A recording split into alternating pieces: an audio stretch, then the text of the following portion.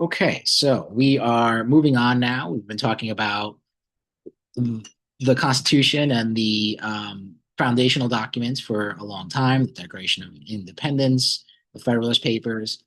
Now I want to move on, very quickly, actually, just talk about some recent articles, fairly recent articles have been written about the Constitution and, lingering flaws within the Constitution and proposed solutions to deal with it. I also want to kind of move on and talk about other things that I kind of ran out of time to talk about in previous classes and sort of bring things up to more topical issues uh, that we've been discussing. So I'm actually going to run through the New York Times article, another stab at the Constitution, very very quickly. Um, in short, it gathers 10 different scholars who all give their idea on ways in which to improve the Constitution. I find these to be very lackluster, very ineffective for the most part. And I think that is more telling more than anything else. This is sort of, an assemblage of, the best and the brightest, supposedly, in our society, and their attempts at sort of dealing with, very serious political issues that our country faces are very limited. So actually, I want to actually spend much more time talking about what they exclude and what is not talked about than actually what is talked about. So we have the process for the amendments, how this actually works. We've kind of covered this already, so I'm not going to spend too much time talking about it now. One of the contributors to the New York Times piece focuses on this as well. Again, to me, a very sort of lackluster thing. Proposes sort of like an alternative method to amend the Constitution, which even if it was accepted, would still be very, difficult anyway. But let's go through these really quickly. So the first piece is by Jamal Green, who proposes term limits for judges. Again, not a bad idea, but is this really going to, be a game changer? Is this going to really change anything significantly? Not really. Although, I don't necessarily disagree with the idea, but in and of itself, I think there are, much more important things that you could probably be focusing on. Rachel Barco proposes clarifying the language of cruel and unusual punishment found in the Eighth Amendment. This seems to be a fascination of quite a few of the contributors here. They argue for more precise language in the Constitution, as if that's going to significantly change things or prevent sort of abuses of the law or against the so-called spirit of the laws. Again, I don't really find it to be very uh, persuasive at all. No matter how much you clarify, improve the language found in the Constitution, if certain types of people are in power, they're going to obviously twist the law around, however which way they can. So, I mean, even to clarify what constitutes cruel and unusual punishment, I mean, somebody else, even if you had a more clear indication of what that is, it wouldn't stop people from twisting the words around, any which way they see fit, basically. Then you get to this idea that naturalized citizens should be able to run for president of the United States. Again, who cares? Not really a big deal. Naturalized citizens are able to run for most offices in the United States. Pretty much, the president of the United States is the only office closed to them. Which again, who cares? I mean, if it's less than 1% of the population will ever become president of the United States anyway. I mean, again, I'm not opposed to it, but if you're going to invest all this energy into trying to change the Constitution, is this really the thing that you want to focus on? I suppose they are looking for ideas which they feel wouldn't meet with significant opposition, but still, I just don't see how this is going to really improve things. Then you have one of two, I would say, conservative contributors here, Elizabeth Foley, who wants to restore the idea of states' rights. We'll actually talk about this more next class when we talk about federalism. Again, the idea that making the government more democratic by devolving more power to the states or decentralizing the government more. I mean, to me, that's not very significant either. I mean, state governments, if anything, are just as liable to be influenced by wealthy elites as the federal government is. And of course, historically speaking, states' rights have been used as a defense of slavery and segregation and all sorts of other objectionable things and horrible things that have happened in this country's history. So I don't find that to be particularly persuasive as well. Get rid of the Electoral College by Alexander Kazar or Kezar, I think that's how you say it. Again, I spent a lot of time talking about this. I think that's a great idea. I mean, this might be the best one of the bunch, but even doing that, what is that going to significantly change? Sure, it would be an improvement. This was written in 2012, so it was before Donald Trump was elected president in 2016, despite losing the popular vote. George Bush also lost the popular vote in 2000. But really, I mean, there's only basically a handful of occasions where a president has actually lost the popular vote and gone on to win the electoral college. Now, again, you could argue even those handful of occasions, the two most recent being highly significant, of course, would have had a big impact on politics in this country. And yeah, I agree, but would things have drastically improved had Hillary Clinton become president in 2016 instead of Donald Trump or even Al Gore over George Bush? I don't really think so. Again, Michael Rappaport, then not the actor, by the way, talks about an alternative means of amending the Constitution. Again, I don't really see the point of this. It would still be hard to change it anyway. Basically, he's saying that you sort of take power away from Congress and allow the states basically to play the major role in drafting amendments to the Constitution, which he argues is found in the Constitution itself. The thing, though, is that even with the states, it would still be very hard to propose any constitution or pass or ratify any constitutional amendments. Melinda Price suggests getting rid of the Second Amendment, although she herself even kind of undermines the argument. She says, "I am not naive enough to believe that doing away with the Second Amendment would do away with gun violence." Well, okay, so if it wouldn't really solve the problem of gun violence in this country, why are we investing so much attention to this? I mean, perhaps there are deeper issues that should be focused on as well. Yes, the statistics on gun ownership and gun violence in the country stand out compared to the rest of the world. Jenny Martinez talks about again, there's another idea of sort of clarifying the language of the Constitution. In this case, the supremacy clause, particularly the idea that the treaties have the status of law.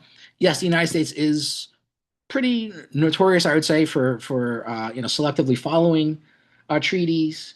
But even this, I mean, the United States could still opt out of following treaties if it wanted to.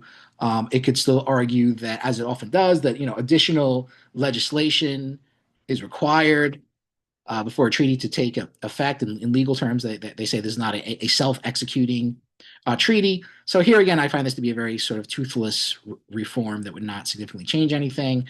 Randy Barnett, the other conservative contributor to this piece, argues for a sort of expanded notion of the Commerce Clause, or sort of restoring the Commerce Clause to its original intention to limit the federal government's ability to restrict commerce in the United States. Again, this seems to be a very sort of conservative idea. Again, I don't really see what kind of positive changes would come out of that. And then finally, Pauline Maier argues for basically, again, refining the language of the First Amendment.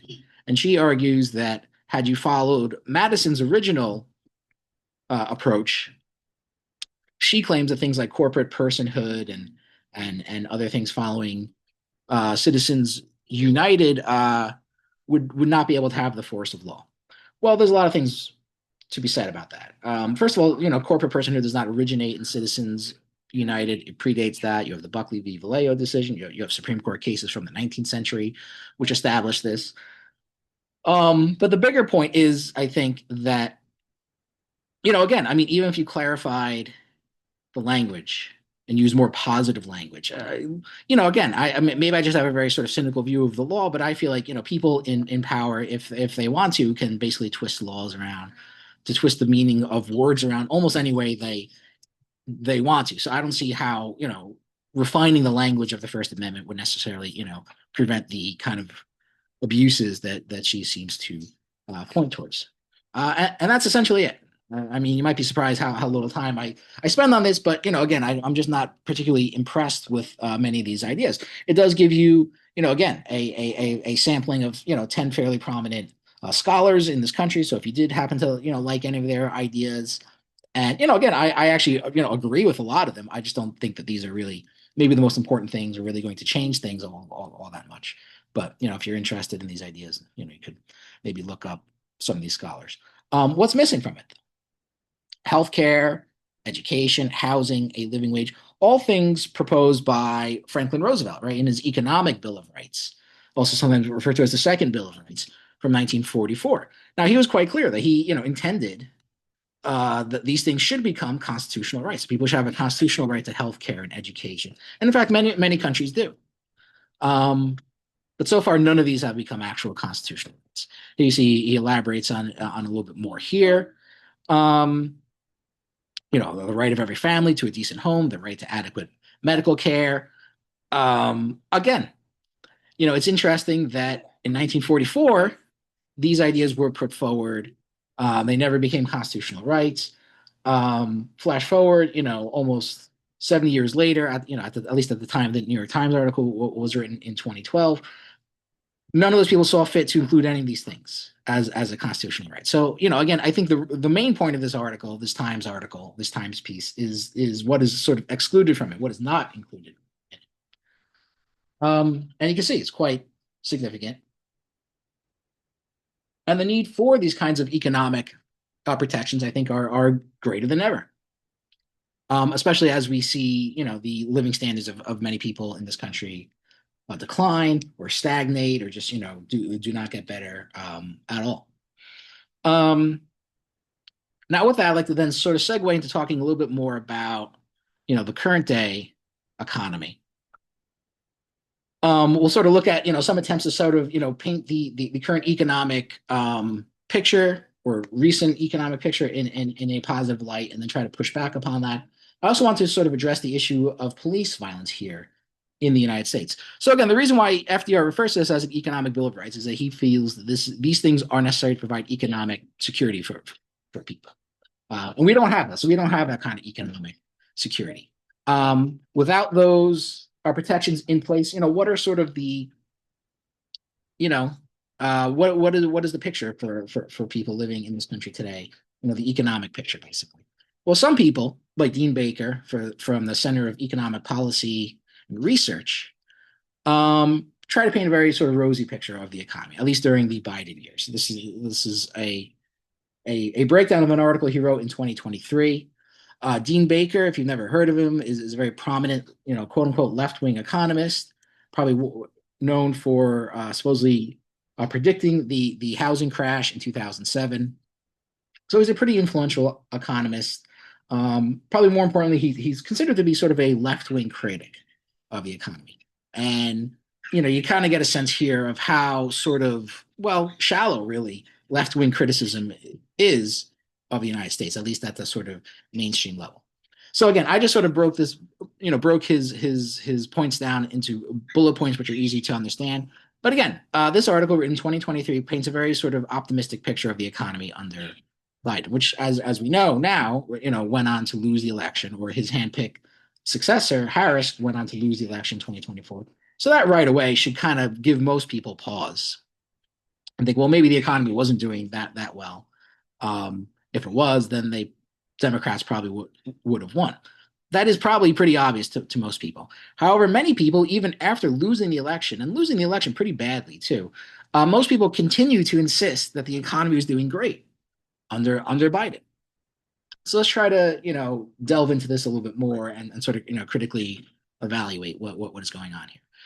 So he focuses on a few things, right? First of all, he talks about how great the so-called labor market is, how low the unemployment level is, 3.4%, lowest in over 50 years. Black unemployment, he says, is at 4.7%, which is the lowest on record. Black teen unemployment at 12.9%, also a record low, though he does acknowledge it's still extremely high.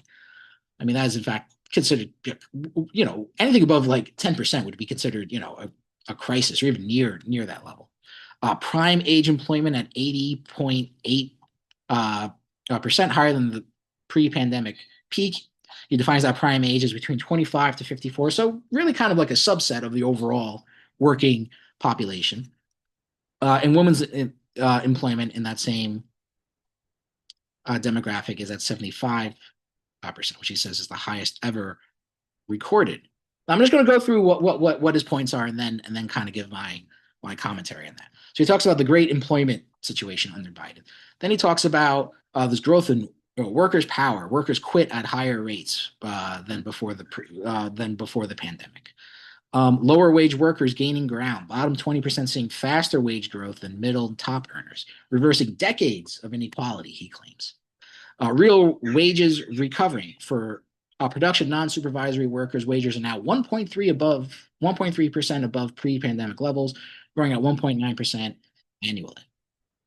Now, even at face value, this doesn't seem, particularly like an impressive number, but we'll get to that in a moment. We'll sort of break those numbers down a little bit more. He talks about the great housing and refinancing boom. I'm trying not to give any commentary here until I get through his points.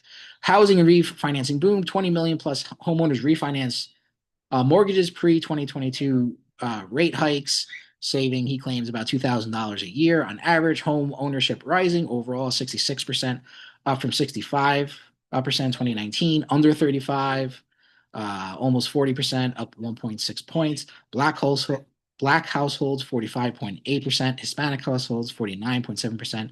And those who are below the median income, and I'll define that in a little bit as well, 53%. Basically, lower income households. Okay. So all right, he's focusing on employment, wages, home ownership. He says there's a remote work revolution going on. 30% of workers now remote versus 5% pre-pandemic.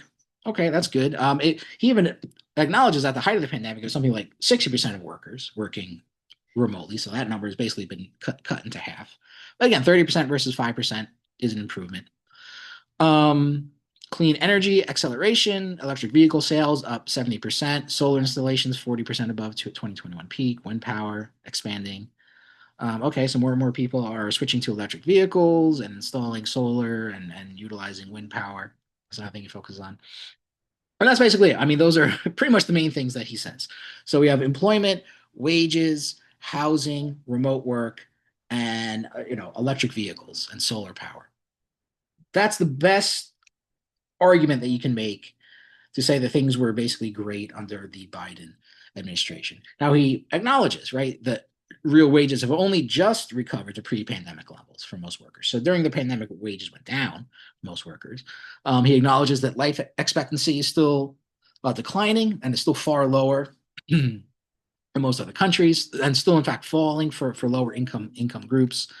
Post 1970s comparison, post World War II, in the 1950s, the 1970s saw a broader shared prosperity overall. So, even then, there are other periods of time which might stand out more than this. Is this the greatest economy ever? He says if Trump presided over these numbers, he'd declare it the best economy in history, and media would amplify it. Biden's team undersells the wins while critics overstate weaknesses. I don't know if Biden's team really undersold the wins. I mean, they kind of say a lot of the same things too. It's just that people didn't, believe it. Basically, that seems to be the biggest problem here. By post-pandemic standards, this is one of the strongest recoveries ever, but long-term inequality and public pessimism persist. Now, why does that public pessimism persist? They never seem to have a good explanation. So in other words, this article was written at a time where it was already widely acknowledged that most people were very pessimistic about the economy. And yet their solution to it is basically just keep telling people, no, the economy is actually great. You're basically just too stupid to realize it. I mean, it's essentially what they were saying. And there was a very, condescending tone to a lot of these articles. I'm not saying he necessarily did that, but certainly a lot of other people did. Again, even after losing the election, many people still, continue to insist, oh, the economy is great. People don't realize how great they had it and things like that. So let's try to push back up on this a little bit, right? So, I'll try to deal with each points as they come. I mean, I'm not going to quibble too much about, electric vehicles or remote work. That's fine. Is that really that significant of a thing? I mean, if you look at climate change, obviously we're not doing anything really to stop it. Of course, even if you think those things were great under Biden, they are now basically been, reversed under Trump. So if you did think those things were great, well, basically progress has stopped in these areas. Remote work, yeah, I'm not going to complain about that. I think that's great if more people can work from home.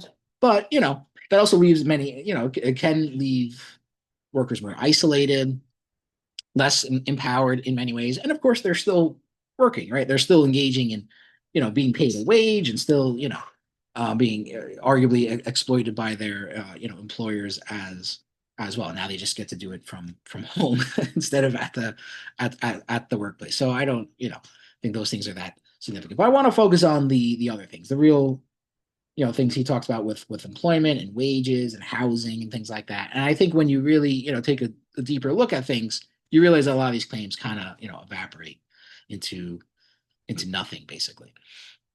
So let's take this the myth of the strong jobs market. When you look closer at the actual numbers on jobs in this country, many of the so-called new jobs that are being created are Uber, DoorDash, retail jobs, temp jobs, not stable full-time uh, positions. So many of them, either fit into what we call, the gig economy or low-wage jobs, or basically part-time jobs. Full-time jobs growth has basically been stagnant since 2022, according to the Federal Reserve data. So most of the new jobs that are being created are not, again, full-time jobs. They are part-time jobs. They are temporary jobs. They are these, gig economy jobs, which are pretty notorious for, paying workers low wages. You don't get any benefits, things like that. You have a surge of involuntary part-time workers who want full-time but can't get it. So basically, but these are counted as employed people. So you look at the low, so it registers as a lowering of the employment rate. The thing though is that many of these people are getting, kind of bad jobs, shitty jobs, low paying jobs. Is that a good thing? Is that really something to, celebrate? I don't think so. And this has been, a longstanding problem basically since, 2008. I mean, Obama would do the same thing. He would brag about the jobs report and things like that. But basically, what you would find is that people were getting laid off from higher paying jobs and being forced to take lower paying jobs.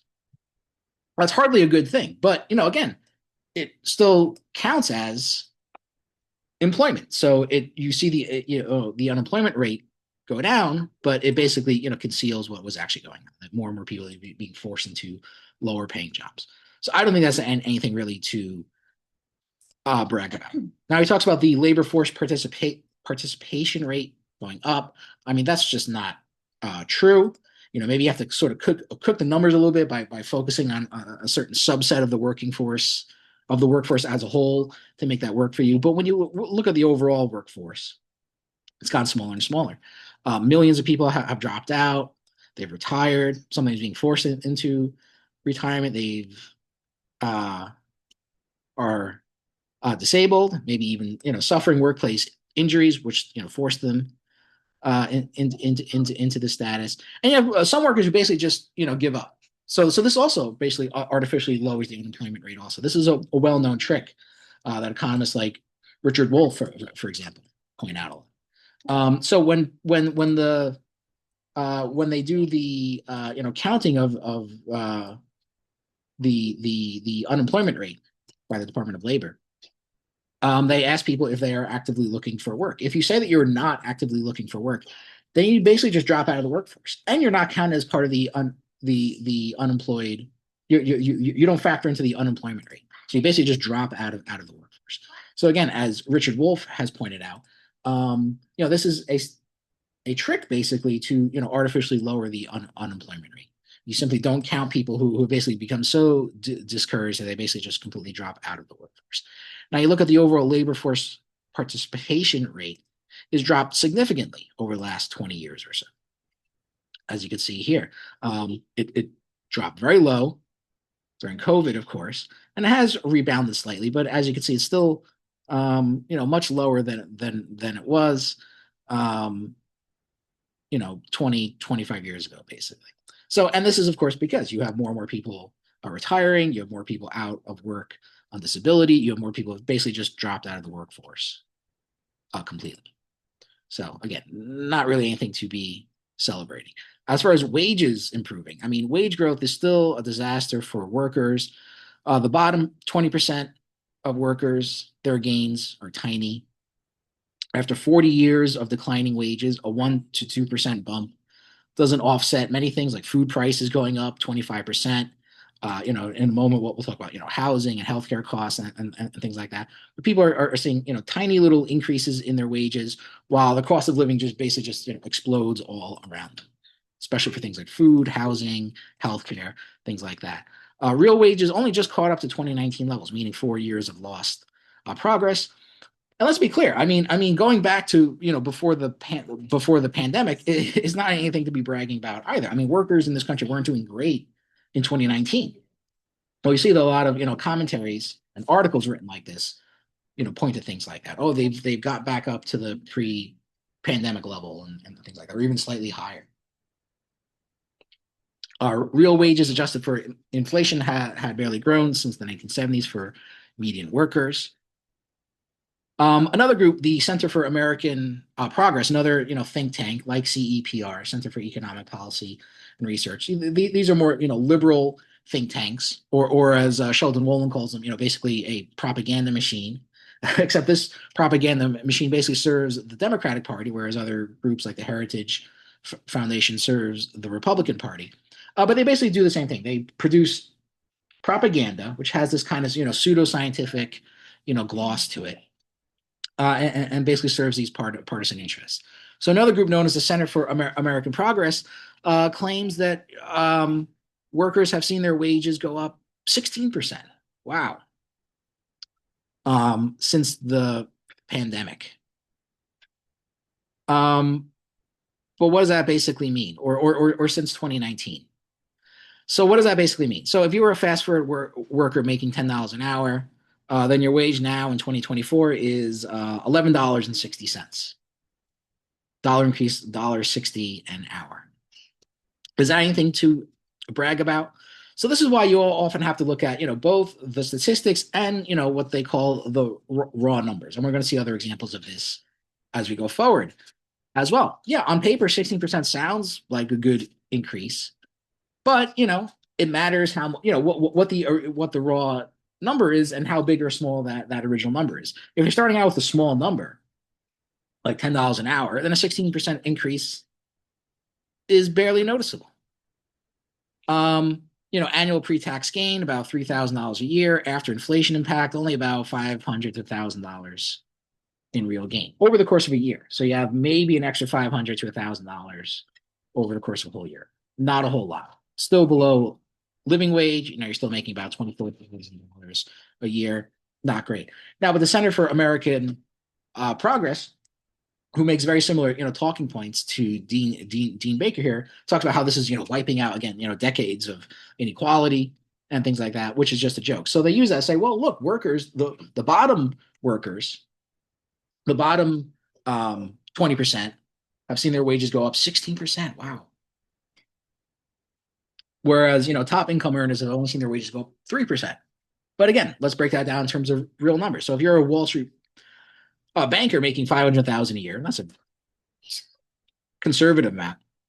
A 3% increase would still mean you're making now $515,000 a year, an increase of $15,000 a year, as opposed to only $3,000 after taxes. You still have almost $10,000 left over, but of course, because you're a higher income person, then you're still you have much more income.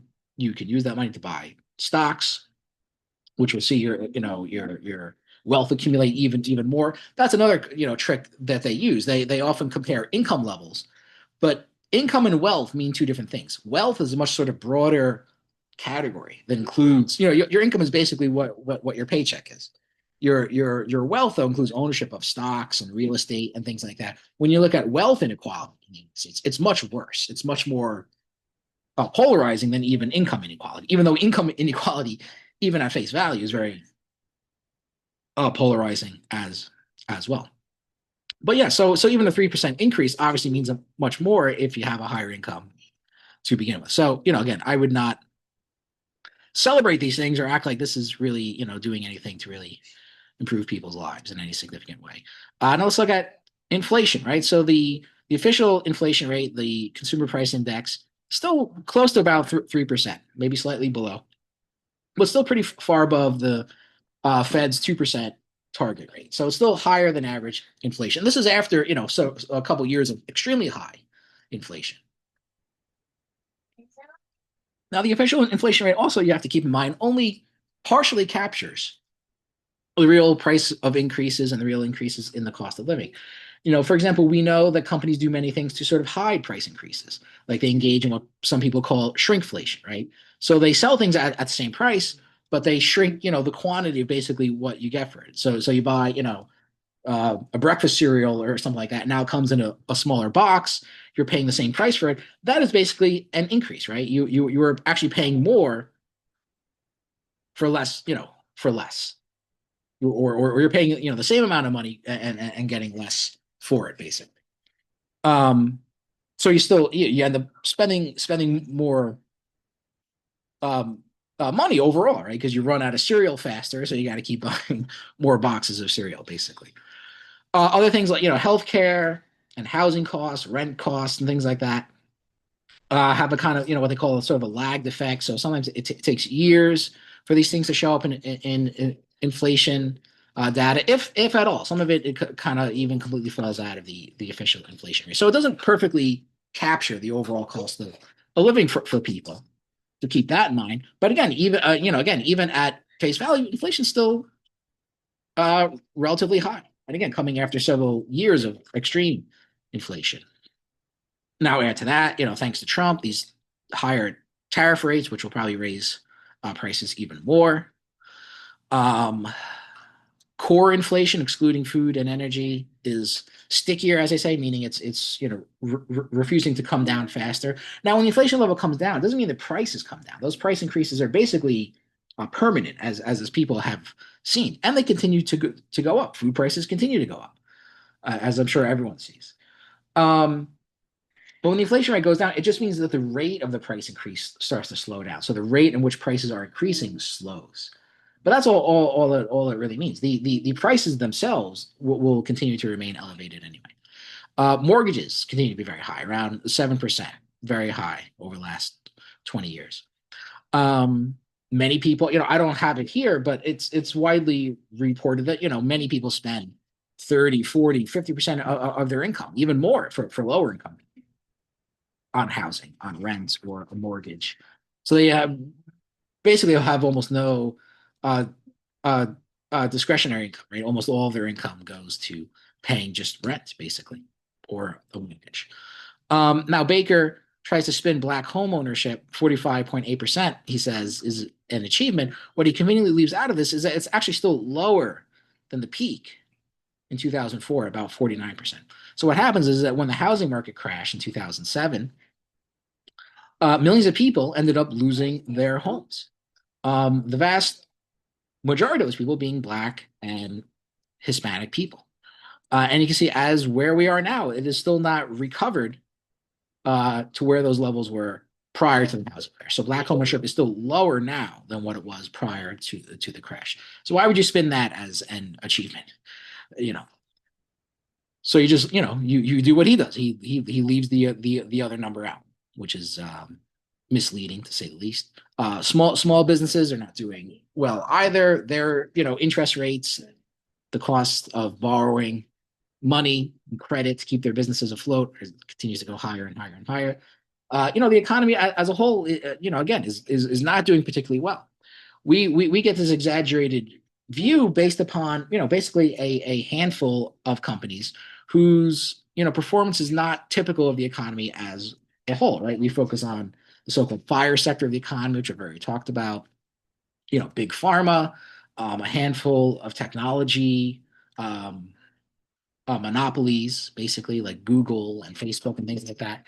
And their performance kind of props up the economy as a whole, or makes the economy seem like it's doing better than it actually is. But small and medium sized and even fairly large businesses are not doing particularly well. And even some of those companies are, announcing major job layoffs and things like that. Microsoft just recently laid off about, like 9,000 employees, which of course also raises your, profit margins as well, right? If you cut back on your workforce and no longer have to pay their wages and pay their healthcare and things like that, that'll seem as if your company is making a larger profit, right? Because you've just reduced your costs. But is that really, the kind of, positive, growth that people want, right? I mean, obviously that's not a good thing when you look at it that way. Profit margins being, sustained by massive layoffs and all. Again, costs have exploded. So we've already talked about, food costs have gone up something like 25%.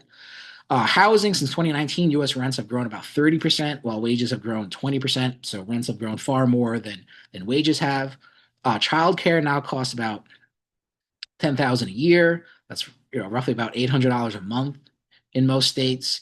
Healthcare family premiums up 24% since 2020. I mean, these are massive increases, and far, beyond the relatively modest, increases in people's wages since then. And you can look at this longer term. I mean, since the Affordable Care Act was passed, again, premiums have jumped up by 143% between 2013 and 2019.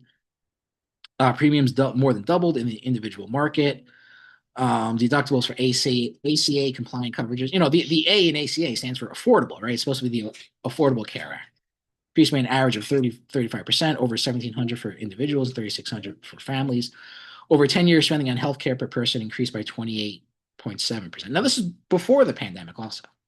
So healthcare has continued to rise and rise and rise. The Affordable Care Act did not make healthcare more affordable in this country, just the opposite. And these things have been, only further exacerbated by the pandemic as well. So when you look at all these things, it's very hard to maintain a positive view of the economy. And rather than just admit that, again, people try to gloss over these things and try to make it look better than it actually is. Inequality is worse than ever. The top 1% captured 70% of wealth gains since 2020. Again, wealth being a broader measure than income, but in this case, broader is what you I would think want to look at, right? Because it's not just what people are getting in their paychecks, but the income that they're generating through stocks and bonds and ownership of real estate and things like that. Unearned income, even on tax returns, you have to separate between earned income and unearned income. And when you keep those things, when you take those things into account, then you see again a much greater amount, or the wealth inequality is even greater than if you simply look at income inequality. The bottom 50% saw their debt grow faster than assets. CEO to worker pay ratio is now 350 to 1, was 20 to 1 in 1965. So in 1965, your average CEO made about 20 times what his employees made. Now it's 350 times what their employees make. So, and that's just looking at income, doesn't even take into account wealth. So, anyone who wants to argue that inequality is not horrendous in this country, good luck. You certainly have your work cut out for you. Life expectancy collapse. Again, U.S. lifespan much lower than other advanced economies, mainly due to the higher surge of working class deaths, largely driven by the opioid epidemic, suicide, as well as preventable diseases. We'll talk about this more in next class as well. Healthcare costs are simply too high, so Americans, skip care due to cost, something which will be made even worse by Trump's, cuts to Medicaid, by the way. Debt and speculation fueling growth. So again, as I've already pointed out in previous classes, our economy is basically propped up in large part by the FIRE sector of the economy, finance, insurance, and real estate, which basically engage in speculation and profit by other people's debts, your interest payments, your credit card payments, mortgage payments, auto loans, as it says here, insurance premiums, mortgages, rents, all these things. This is what basically makes up one of the largest sectors of the economy in the United States, and this is where a lot of the profits are coming from. Now, if we had a democratic economy, which you could argue is essentially what socialism is, right? Sort of democratic control over the economy. I mean, would people actually vote for an economy like this? Do you want an economy which basically, produces profits by basically, taking money away from other people? I doubt it. But it'd be interesting to, put this to a debate and see what people say. National debt has hit 36 trillion, up 6 trillion under Biden.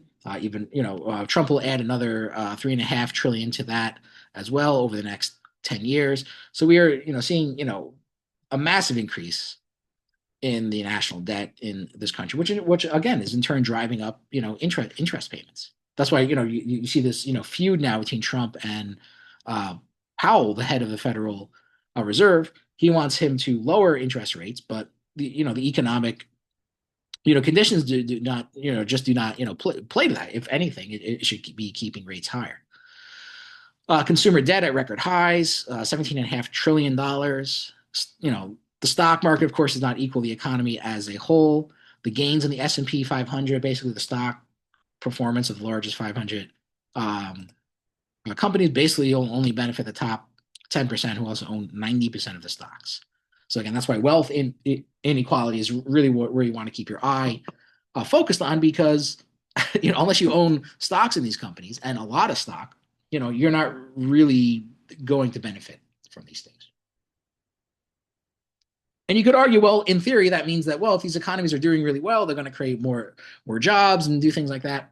Yeah, except that they don't. I mean, they're not using their profits to create more jobs. Well, they're using their profits to engage in financial speculation, including buying their own stock, what they call stock buybacks. And so it creates the illusion of profitability. People are buying your stock yourself, basically, your own company, and shareholders are basically buying their own stock or buying stock in the company that they already own. So that artificially inflates the value of the company. But what they're not doing is using that money, those profits, to invest, to create more jobs, to expand production, things like that, all of which have basically remained very stagnant in the economy, and actually for quite a long time as well. So keep that all in mind. Now, just to break it down a little bit more, the current median income for a household is about 80,000.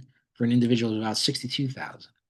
Now, what the median is basically what it means is that people are basically about half the population is living below this level and half the population is living above this level. People would argue this gives you a better glimpse of the circumstances for lower income people, because it shows you how many people like I said, basically half of the population is basically living below this level. So half the people in this country basically making less than 62,000 a year.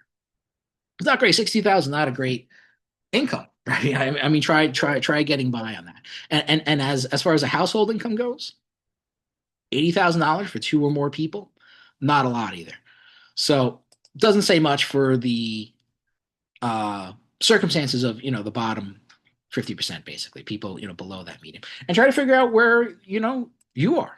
I mean, do you fall above or below the median level? If you're below that, that's especially bad. But again, even people sort of at or even slightly above that level would still find themselves struggling for the most part. Now you break it down a little bit more. This is from the Bureau of Labor Statistics. You see again, they base it on weekly wages, but then you can sort of extrapolate that into annual wages. So all workers make the median wage for workers is about let's say about 1,200 a week. Annually, about 60,000 a year. You see the breakdown for men and women. Men still make significantly more than women do. Again, these are all median levels. So basically, half of men make above this amount, half of the men make below this amount. But if you have a lower median overall, then obviously that is not good either. And when you break it down by race and ethnicity, you can see Asian workers, white, black, Hispanic. Hispanic actually being the lowest median income. And again, none of these levels are particularly great. I mean, you could be at that median level and still, be basically struggling to get by. So again, I would argue that despite the best attempts to sort of, portray the economy under Biden in a positive light, most of these claims fall flat.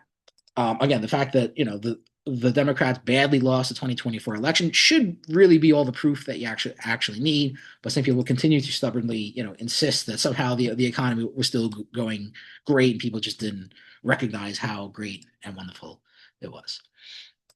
Now I'd like to switch into another controversial topic: this issue of police killings in the United States. Now, this kind of refers back to the article I was talking about, or the article that I wrote that I didn't really get a chance to talk about. But I'd like to delve more into this issue of race versus class and how we understand issues like this. Now, I argue in my article that although, of course, race is highly important, most people do not have a good understanding of how class plays out in the United States. And I think that that is true. But you can't reduce to one or the other. You really have to understand both.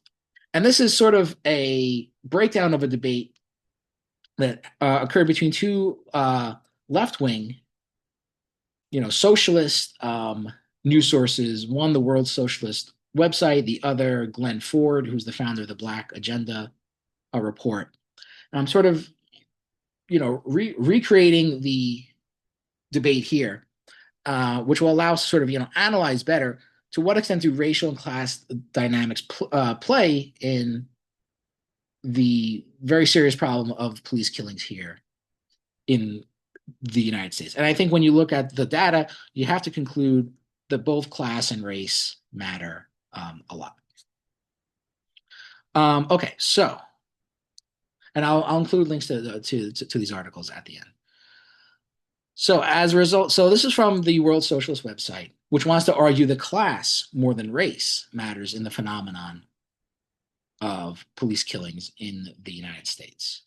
And they provide data to support this, data that they've taken from other sources like the Washington Post, the Guardian, the Fatal Encounters Survey. And they basically compiled this data in a three-part series of articles. Once again, just sort of breaking it down into bullet points here. But I think there are some important takeaways which people should know. So they say blacks are 2.24 times more likely to be killed by police than whites. So there you go. I mean, that should tell you right away the racial dynamics matter more than anything else. But there's a little bit more of a nuanced picture when you go into it a little bit. But they say killings are concentrated in 25% of the U.S., what they dub police killing zones. So police killings only basically happen in about 25% of the United States. So 3/4 of the country basically don't see any killings by police at all. The police don't kill anybody that lives in about 75% of the United States. These are all highly concentrated in just 25% of the United States. So within what they call the killing zone, the demographic breakdowns are 18%, 18.6% Black, 26.7% Hispanic versus the rest of the United States. Poverty rate, almost 20% in these areas versus 9.5% nationally. So much higher poverty exists in these areas. So you see already how the dynamics of class and race both play a role. These are areas where the poverty rate is much higher, but also you have a higher Black and Hispanic population in these areas than in the rest of the United States. They also show that 50% of killings occur in rural areas, which are majority white. So they argue that people tend to disproportionately focus on killings by police in urban areas and neglect what happens in rural areas. In states like Alabama and Mississippi, police kill whites and blacks at rates matching their population change. So they kill at basically the same rate relative to their population as a whole, which they argue indicates no racial bias. Again, so I'm going to provide the important data presented by the World Socialist website and then try to comment on that data. But it's good, first of all, I think, to take all this stuff in. Again, I would also remind people that these PowerPoint slides are available for your reference. So if it might seem like there's a lot of information here, I encourage people to download these things and read them on their own time and sort of take it in more. There'll probably be some things I kind of skip over to just in the interest of keeping things moving along. But again, this is for your reference, so you can look at this when you want as well. So again, key findings from the 2017 data compiled by the Washington Post, the Guardian, and Fatal Encounters survey. So first, you get the national demographics overall. So the U.S. population in 2016 was about 60% white, 61% almost, non-Hispanic white, as they say, 13.4% Black, 18.1% Hispanic. The median household income of 55,322. As you can see, it's gone up in the last few years, but this is where it was at that time, with a poverty rate of about 12%. Police killings in 2017. Total, they say 987 shot dead by police. Now, by race, 48% were white, 475 people. So that might give some people pause, think, well, actually, almost half of all the people killed by the police were actually white people. But this is where the element of proportionality comes into play. Proportional to the population as a whole. So you see 48% of people killed by the police were white. Well, whites make up almost 61% of the population. So that is not proportional to the population as a whole. Proportional would mean basically that the number of people killed by police would roughly match the proportion of the population as a whole. So for whites, it's underrepresented. For blacks, though, 23% of people killed by 23% of people killed by the police were black. So that's disproportionately higher, right? Because blacks only make up about 13% of the population overall. So a 10% increase, basically. Hispanics, 21%. So also slightly disproportionately higher as well. That's where that term, disproportional comes from. And that's why it's important to keep in mind that. 95% of them were male. And you can see the other breakdowns here. Native Americans, 2.5% of killings versus 1.3% of the population. Asians, 1.9% of killings versus 5.8% of the population as well. Now to sort of adjust for these population disparities, it's complicated by the fact that, again, white people make up about 60% of the population as a whole. So how do you kind of smooth out those differences in population? A lot of people use this per 100,000 metric, which I'm not going to, explain exactly how it works. It can be a bit, technical, but the basic idea is that it sort of smooths out the population differences. So if you look at the standard death rates per 100,000 people, so how many people die per 100,000 people? Whites, you can see here, 0.237, black 0.530, Hispanic 0.358. This gives you the ratio. Again, blacks are, more than 2 times more likely to be shot by the police, and Hispanics slightly higher as well.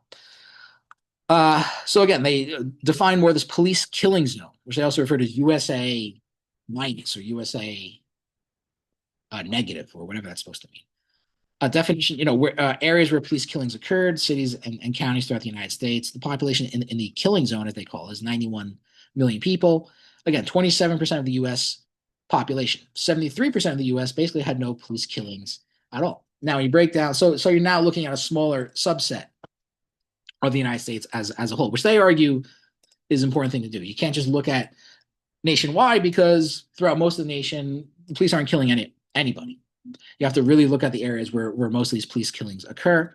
So the demographic in what they call, the killing zone, very, chilling terminology here, is 44.5% white, 18.6% black, 26.7% Hispanic. So you can see that those population disparities shrink a little bit, whereas whites make up about 60% of the population as a whole. They only make up about 45% of the population in what they call the killing zone. Median household income is a lot lower, 52,000 versus 55,000. The poverty rate is much higher in these killing zones as well. So it's quite clear that these killings mostly occur in lower income, impoverished areas.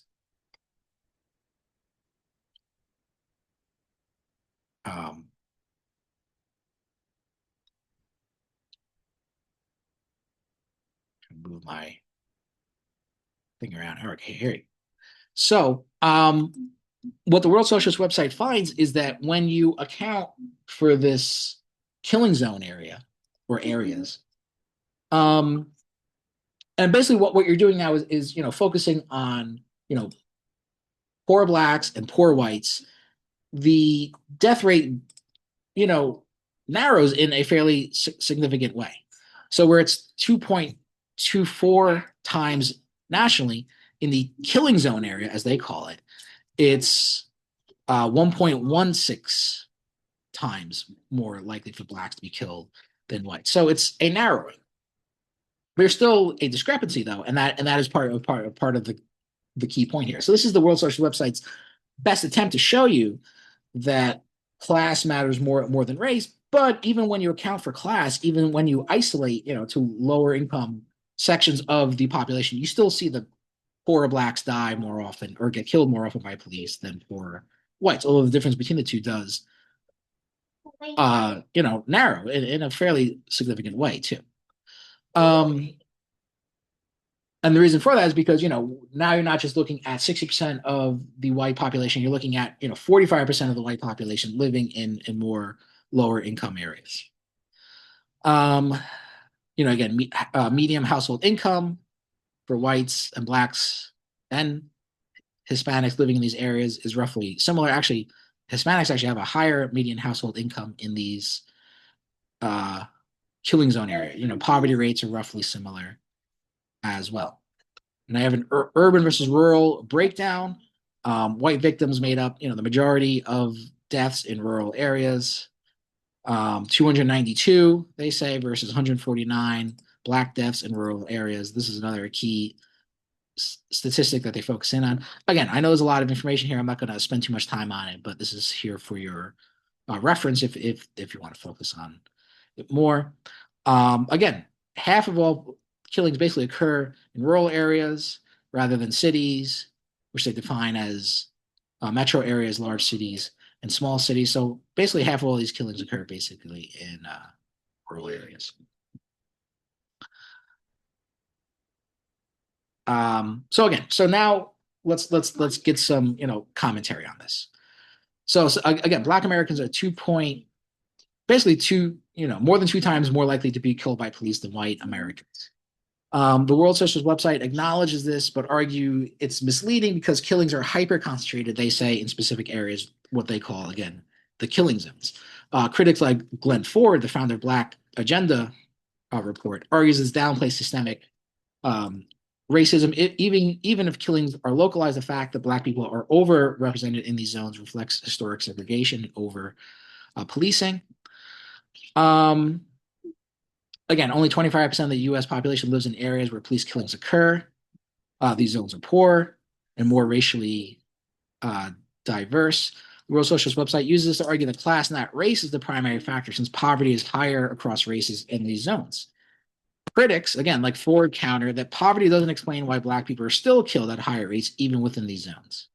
So again, even when you account for poverty, there's still a higher rate of Black people being killed in these areas than white people being killed in areas, even though the difference does narrow significantly when you sort of isolate, poorer whites with poorer blacks, rather than looking at white people as a whole, because more white people tend to be, disproportionately, middle income or higher. So when you look at, basically a subset of poor white people, there is a narrowing of that difference. But, and this is, I would say, the decisive factor here, even accounting for that, there's still a higher rate at which Black people are killed than even among poor whites. So what else could that be? How else do you explain that other than racism? That's why you have to look at both class and race.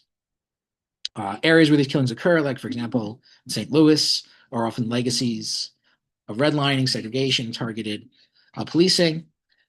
50% of police killings happen in rural areas, mostly white, while urban killings get more attention. In southern states like Alabama and Mississippi, police kill whites and blacks at rates matching their population shares. The World Socialist website frames this as proof that race isn't a factor in many areas.